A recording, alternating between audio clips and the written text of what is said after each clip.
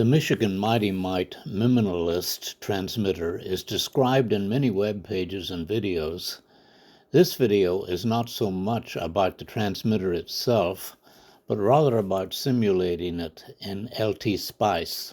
The Mighty Mite is a simple, or relatively simple, small electronics construction project. It is a low-power, less than 1 watt, crystal-controlled transmitter that can be made for any ham band in the high-frequency range. I had previously made a 40-meter band version. This one is an 80-meter transmitter because I had a bunch of 3.686 megahertz crystals on hand.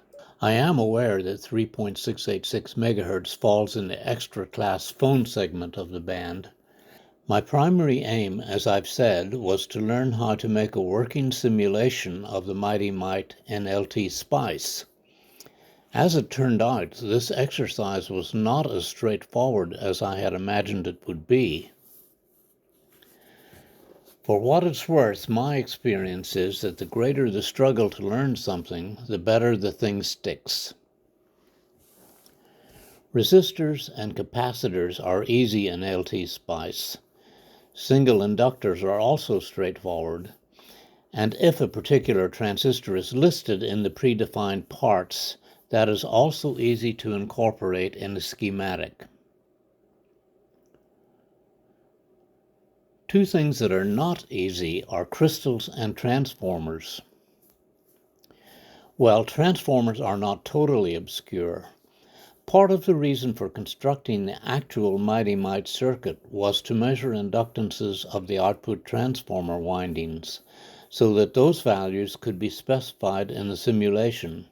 I calculated inductances based on number of turns and the coil form diameter, which was approximately 32 millimeters, but afterward decided that measurement would yield truer values for the simulation.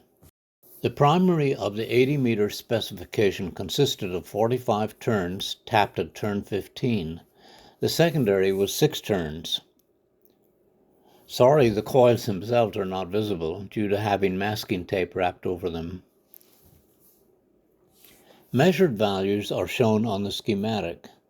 The mysterious string of characters at the top of the transformer block, K1, L1, L2, L3, and 1, tells LTspice that the inductors are coupled to make a transformer. The number 1 is the coupling coefficient and indicates perfect or maximum coupling. They say, they being various forum pages and other internet sources, that crystal manufacturers sometimes specify or include equivalent series resistance and inductance and parallel resistance and capacitance on the crystal datasheet. I examined half a dozen datasheets from different manufacturers and did not find these specifications on any of them. Trial and error was the order of the day. At some point, I decided to leave capacitance fixed at 0.025 picofarads, a value that I saw somewhere for another crystal, and to solve for equivalent series inductance in the resonant frequency formula, specifying the crystal frequency as the target for resonance. That calculation yielded 74.6 millihenries for the equivalent series inductance. Similarly, from forum posts and so forth, I learned that equivalent parallel capacitance is not critical. Therefore, I guessed and specified a mid-range value of 6.5 picofarads for that parameter. After many false starts, I was more than a little surprised to find that the circuit simulation oscillated, let alone that the frequency was anywhere near the real crystal value. It takes about 4 milliseconds for oscillation to start. This is normal, they say, as there is no noise in the simulation to goose oscillation. Zooming in on the simulation yields the frequency of oscillation, frequency being the reciprocal of wavelength.